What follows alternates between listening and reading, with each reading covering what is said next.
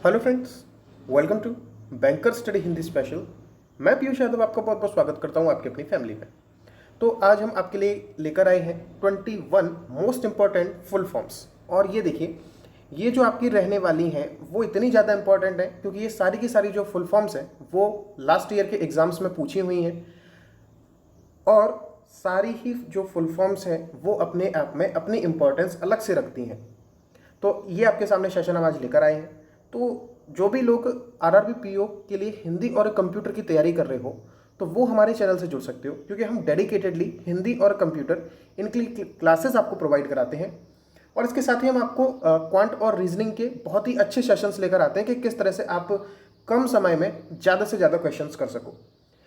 और अगर आप हमारे टेलीग्राम ग्रुप से जुड़ना चाहते हैं तो डिस्क्रिप्शन बॉक्स में लिंक है, और साथ ही हिंदी, कंप्यूटर, क्वांट और रीजनिंग सारे ही सब्जेक्ट्स की लिंक मैंने डिस्क्रिप्शन बॉक्स में प्रोवाइड करा दी है। तो चलिए हम लोग आज के इस सेशन को शुरू कर लेते हैं। तो यहाँ पे देखो, सबसे पहले स्टार्ट हो रहा है कि आपके सामने फुल फॉर्म्स है। ये चीज़ गलती से आ गई है, इसमें टाइप हुई है। तो आपकी जो पहली फुल फॉर्म है, अगर आप वो देखते हो तो वो पहली फुल फॉर्म क्या है आपकी? इडसैक। ये न जाने कितनी बार एग्जाम्स में पूछी गई है। तो इडसैक का क्या मतलब होता है? देखो, स्क्रीनशॉट मत लेना, मैं पहले ही कह रहा हूँ स्क्रीनशॉट मत लेना, क्योंकि स्क्रीनशॉट लेने से आपको रटना पड़ेगा। और यहाँ पर मैं इस तरह से चीज़ों को एक्सप्लेन करता हूँ कि आपको फिर कभी रटने की ज़रूरत तो नहीं पड़ेगी। ठीक है, तो स्क्रीनशॉट मत लेना, वीडियो को एंड तक देखना। और आपके लिए जो कल मैं सरप्राइज बताना ही भूल गया था, तो वो सरप्राइज भी मैं आज आपको बताने वाला हूँ। तो बीच वीडियो में बता दूंगा, क्योंकि लास्ट में शायद मैं भूल जाता हूँ। कल भी भूल गया था और आज मैं नहीं भूलूंगा, इस बात का मैं खुद के लिए एश्योर हूँ। तो चलिए आज का देखिए, आपकी पहली फुल फॉर्म जो है वो है इडसैक। तो इडसैक में आपके लिए क्या मायने रखता है? तो electronic delay storage automatic calculator. EDSAC का क्या मतलब है? Electronic delay storage automatic calculator. और जबकि आप बात करते हैं जब इडवैक की, तो electronic discrete variable automatic computer. ठीक है, बिल्कुल थोड़ा सा डिफरेंस है, केवल और केवल फुल फॉर्म्स के अगर आप एब्रीवेशन देखेंगे। ये देखिए, इडसैक में EDSAC लिखा है, जबकि इडवैक में EDVAC लिखा है। और दोनों में अगर आप देखोगे तो कितना अंतर है। यहाँ कैलकुलेटर है, इडवैक में कंप्यूटर है। E फॉर ऑटोमेटिक दोनों में है, E फॉर इलेक्ट्रॉनिक दोनों में है। ठीक है, फिर D और S का क्या मतलब है? इडसैक के अंदर डिले स्टोरेज, जबकि इडवैक में इसका क्या अर्थ है? Discrete variable. तो इसमें अगर आपका कन्फ्यूज़न आपको होता होगा तो मैं आज आपको बता देता हूं कि आपका कन्फ्यूज़न कभी भी ना हो। तो इडसैक में हमारा जब कैलकुलेटर आएगा, तो जब कैलकुलेटर है तो कैलकुलेटर क्या करता है? जो चीज़ें डिले होती थी, जो हम लोग गणना करते थे, डिले करते थे, वो चीज़ें हमारी आसान किसने की? कैलकुलेटर ने की। तो कैलकुलेटर वाली फुल फॉर्म के साथ क्या जुड़ेगा? डिले और स्टोरेज। ठीक। और वहीं जब हम बात करते हैं कि कंप्यूटर, तो कंप्यूटर के साथ आपका क्या आ रहा है? डिस्क्रीट। डिस्क्रिमिनेशन कर देते हैं, डिस्क्रीट करते हैं, यानी कि कंप्यूटर की बहुत सी ब्रांचेस होती हैं। आप सबको पता है कंप्यूटर बहुत ज़्यादा फैला हुआ है, तो इसलिए यहाँ पर डिस्क्रीट और वेरिएबल, यानी कि बहुत सारे उसके वेरिएबल बाजार में मौजूद है। इस तरह से आप याद कर सकते हो कि कंप्यूटर के बहुत से वेरिएबल डिस्क्रीट टाइप के बहुत से बाजार में मौजूद हैं, तो वो कंप्यूटर हो जाएगा। और कैलकुलेटर डिले होने से बचाता है क्या? हमारी गणनाओं को। अब आपको शायद कोई कंफ्यूजन नहीं रहेगा। अगला जब आप देखते हो कि ईमेल, तो ईमेल का हमेशा क्या मतलब रहेगा? Electronic mail. ये आपको याद करने की भी जरूरत नहीं है, क्योंकि ये चीज़ सबको पता होगी, लेकिन एग्जाम में ये चीज़ पूछी गई है। फिर आपके सामने एक और फुल फॉर्म आती है ENIAC। तो यहाँ पे देखो, electronics numerical integrator and calculator. ठीक है, याद कर लो इस फुल फॉर्म को। मैं 3 से 4 बार इसको बोलूंगा तो आपके दिमाग में ये बैठ जानी चाहिए कि ENIAC मतलब E for electronics, N for numerical, I for integrator and calculator. Electronics, numerical integrator and calculator. ठीक है, electronics, numerical integrator and calculator. अब आप ये चीज़ नहीं भूलोगे। ठीक, अब FPS में आ जाओ। ये चीज़ बहुत आसान है याद करना, फ्रेम्स पर इंच, फ्रेम्स पर इंच। और GDI, GDI का क्या मतलब होता है? Graphical device interface. ठीक है, समझ गए होंगे। और एक और आपकी होती है GUI, इसको क्या बोलते हैं बताइए? इसको क्या बोलते हैं? Graphical user interface. और यहाँ जब GDI है तो ग्राफिकल डिवाइस इंटरफेस। ठीक, तो पहली स्लाइड इजीली आप लोगों को समझ में आई होगी, और क्या क्या चीज़ें आपकी इंपॉर्टेंट है वो चीज़ें ही मैं आपको यहाँ पर पढ़ाता हूँ, क्योंकि फालतू का बर्डन मैं आपके ऊपर नहीं रखता। तो अगर आपको वीडियो पसंद आ रही है तो आप लाइक कर सकते हो, और चैनल को आप सब्सक्राइब कर सकते हो अगर आपने अभी तक सब्सक्राइब नहीं किया है। तो FPS के बारे में चलिए आइए देखिए। अच्छा, ये दो फुल फॉर्म्स दोबारा से लिख गए हैं कि FPS और GDI, तो ये तो हम पढ़ ही चुके हैं। अगली आपके सामने क्या रहा है? GIF। बहुत से लोग मोबाइल में डाउनलोड करते होंगे GIF, आपके व्हाट्सएप पे सुबह सुबह आ भी जाते होंगे GIF। काफ़ी सारे लोग अब GIF को यूज़ करने लगे। तो इसका क्या होता है अर्थ? Graphic interchangeable format. क्या इसका अर्थ होता है? Graphic interchangeable format. आज के बाद कभी भूलना मत, ठीक है। और देखो अगला है GPRS, general packet radio service. GPRS मतलब जनरल पैकेट रेडियो सर्विस। एक बार मैं और बोल देता हूं, जिससे कि जब आप सुनते हैं चीज़ों को तो आपको याद होती है। General packet radio service, general packet radio service. एक बार और, general packet radio service. Hope आपको ये चीज़ याद हुई होगी। अगला देखो GSM, और GSM की पहले सिम्स आती थी फ़ोन के अंदर, तो उसका क्या अर्थ था? Global system for mobile communication. Global system for mobile communication. M for GSM की क्या आती थी? सिम्स आती थी। तो वो कहाँ यूज़ होती थी? मोबाइल के अंदर कम्युनिकेशन करने के लिए। तो M फॉर मोबाइल कम्युनिकेशन, और GSM पहले पूरे विश्व में चलती थी, तो global system for mobile communication. ठीक है, अब इस चीज़ को आप कतई नहीं भूलोगे। अगला देखो GUI, ये जो मैं आपको बता चुका हूँ कि ग्राफिकल यूजर इंटरफेस। ठीक है, अगला देखो HSDPA। इसमें आपको काफ़ी सारी ऐसी फुल फॉर्म्स होंगी जो नई होंगी, और ज़्यादातर आपने सुनी होंगी, लेकिन उनके केवल एब्रीवेशन आपने सुने होंगे कि ये जो शॉर्ट फॉर्म्स होते हैं वो आपने केवल सुने होंगे, लेकिन उनकी क्या फुल फॉर्म होती है वो आपको नहीं पता होगा। जैसे कि GSM हो गया, GPRS हो गया, इनके चीज़ों की। ठीक है, तो HSDPA, HS मतलब high speed, D for downlink, और P for packet, A for access. तो एक बार मैं इसको बार बार बोल देता हूँ, कम से कम 4-5 बार मैं बोल देता हूँ, तो आपको चीज़ें सुन के याद हो जाएंगी कि high speed downlink packet access, high speed downlink packet access. एक बार और, high speed downlink packet access. एक बार आप मेरे साथ भी बोलना, high speed downlink packet access, high speed downlink packet access. ठीक है, आगे बढ़ते हैं। ये चीज़ें आपको समझ में आई होंगी, तो चलिए आगे देखिए। यहाँ पर हमारा आप देखो, ये बहुत सारी चीज़ें आपने देखी भी होंगी। वेप का एक क्या होता है? प्रोटोकॉल होता है। जब आप अपना हॉटस्पॉट ऑन करना तो वो वेप एड्रेस पूछता है, तो वो चीज़ें क्या होती हैं? वो हॉटस्पॉट में यूज़ होती हैं। और हॉटस्पॉट में आप लोग क्या करते हो?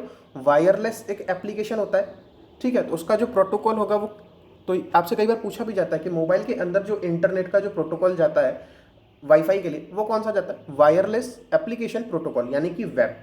ठीक है, आज के बाद भूलना मत, wireless application protocol. Wave form audio, कई बार एग्जाम में ये पूछा गया है कि इनमें से कौन सा ऑडियो की एक प्रकार है, तो बहुत से बच्चों को पता नहीं होता कि वेव क्या होता है। तो आज के बाद भूलना नहीं कि वेव फॉर्म ऑडियो, वेव की आपकी फुल फॉर्म होती है। ठीक, फिर आगे अगर पढ़ते हैं WBMP, तो फिर बताइए कि इसकी आपकी जो फुल फॉर्म है वो क्या होगी? W for wireless, B for bitmap, और P for WBMP wireless bitmap image. ठीक है, इस बात को भूलना नहीं, WBMP वायरलेस बिटमैप इमेज बोलते हैं। कभी कभी आपको और क्या दिखा सकता है, यहाँ पर आपको लिखा मिल सकता है WBMPI, ये भी चीज़ आपको देखी मिल सकती है कि WBMPI, तो ये आपको अगर मिले तब भी इसका सेम अर्थ होगा कि वायरलेस बिटमैप इमेज। ठीक है, और वाईफाई बहुत यूज़ करते हो सब लोग, तो वाईफाई की क्या फुल फॉर्म होती है? Wireless Fidelity, wireless Fidelity. आज के बाद नहीं भूलोगे। क्या ये बताइए कि क्या आपको आज तक वाईफाई की जो आपकी फुल फॉर्म थी क्या वो आपको पता थी? हाँ या ना? क्या आपको पता थी? ओके, अच्छी बात है अगर आपको पता थी, और अगर नहीं पता थी तो आज आपको पता लग गई है, और एग्जाम के इस लिहाज से भी ये बहुत ज़्यादा इंपॉर्टेंट है। फिर आता है आपका डब्ल्यू लेन। डब्ल्यू लेन का क्या अर्थ है? लेन का क्या अर्थ होता है? Local area network. अब डब्ल्यू लग गया तो वायरलेस लोकल एरिया नेटवर्क। अब इसमें कंफ्यूज मत होना कि विंडोज़ लगाएंगे या वायरलेस लगाएंगे। कंफ्यूज क्यों नहीं होना है? क्योंकि हम आपको बता चुके हैं कि लेन के अंदर आपका नॉर्मली केबल्स चलती हैं, सबको पता है। अब अगर इनके अंदर केबल्स अगर चलती हैं तो अगर इसके सामने डब्ल्यू लग गया तो केबल से रिलेटेड कोई चीज़ लगाओ ना, कि वायरलेस चीज़ लगेगी। ठीक, तो वायरलेस लोकल एरिया नेटवर्क। ठीक है, फिर देखिए आप WMA, ये क्या होता है? Windows media audio. काफ़ी बार एग्जाम में ये पूछा गया है कि WMA की फुल फॉर्म क्या होती है, तो विंडोज़ मीडिया ऑडियो। ठीक है, अगला आप अगर देखते हो तो WML, तो इसकी क्या फुल फॉर्म होगी? Wireless markup language. Wireless markup language. ठीक है, यहां तक किसी को कोई दिक्कत नहीं होगी, ये सेम टू सेम छप गई है। आगे देखो कि WMV का क्या होता है? Windows media video. Windows media video, ये बहुत इंपॉर्टेंट है और बहुत छोटी छोटी हैं कि आपको इतनी कंफ्यूजिंग लग सकती हैं कि एग्जाम में अगर आपके सामने आ गई तो फिर आपको, अगर आपने नहीं पढ़ी होगी तो फिर तो काम से गए आप, लेकिन अगर आप पढ़ के जाओगे तो फिर आपके लिहाज से ये चीज़ें बहुत इंपॉर्टेंट हो जाती हैं, क्योंकि आपके एग्जाम में काफ़ी बार पूछी जाती हैं। फिर एक है XMF, और नॉर्मली एक्स का जो अर्थ हम लोग कंप्यूटर के अंदर लगाते हैं वो ज़्यादातर एक्सटेंसिबल ही लगाते हैं। ठीक है, तो XMF का क्या अर्थ हो जाएगा?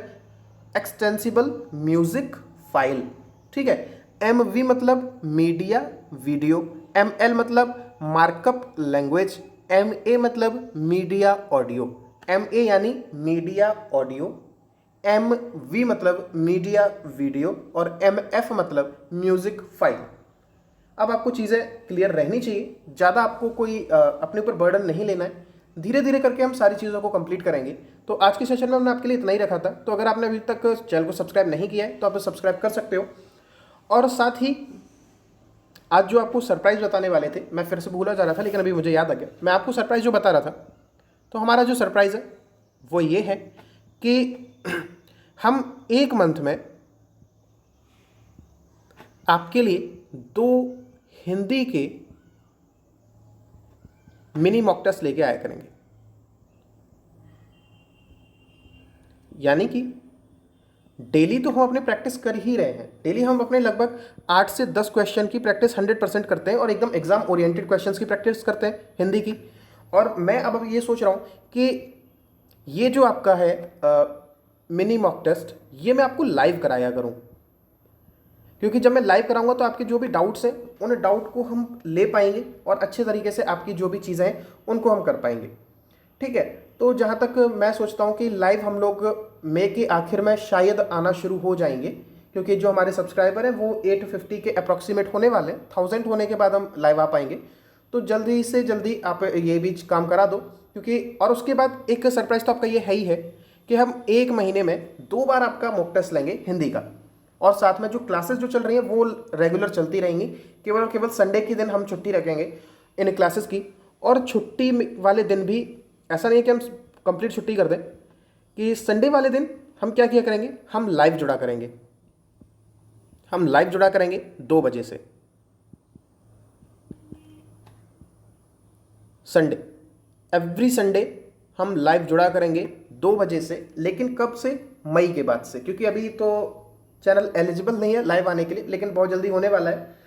तो 2 बजे से हमेशा जुड़ेंगे, संडे आपके साथ लाइव जुड़ेंगे, जहाँ पे आप क्या पूछ सकते हो, आप अपने सारे डाउट्स को क्लियर कर सकते हो। जो भी डाउट हैं आपके, जो आप मुझे कमेंट बॉक्स में लिखते हो, वो सारे के सारे डाउट हम यहाँ कंप्लीट किया करेंगे। तो यही आपका एक सरप्राइज था कि हम आपके लिए मॉक टेस्ट लेकर आएंगे, और बस आप बने रहिए हमारे साथ और अपना ख्याल रखिए और अपनी फैमिली का भी ख्याल रखिए। और आज भी आपकी हिंदी की वीडियो आने वाली है, तो उसको भी स्किप मत करना। और कंप्यूटर की वीडियो को आप लोग कोई रिस्पांस नहीं देते हो, अगर रिस्पांस उस पर कम हुआ तो फिर मैं सोच रहा हूँ कि थ्योरी की क्लासेस जिसमें मैं बहुत ज़्यादा एफर्ट डालता हूँ, और अगर रिस्पांस अच्छा नहीं आएगा तो फिर मेरा मन नहीं करेगा कि मैं थ्योरी की क्लासेस डालूँ, फिर मैं केवल आपके लिए एमसीक्यूज लेकर आऊँगा जो मैं स्टार्टिंग में कर रहा था। तो अगर आप लोग चाहते हो कि थ्योरी की क्लासेस कंटिन्यू रहें तो फिर आपको रिस्पांस देना पड़ेगा, अदरवाइज मैं वही फिर जो एमसीक्यूज हैं मैं उन्हीं पर फोकस करूँगा। ठीक है, तो चलिए मिलेंगे हम अगले सेशन में, तब तक के लिए goodbye, God bless you all, और सभी लोग अपना ध्यान रखिए और अपनी फैमिली का भी।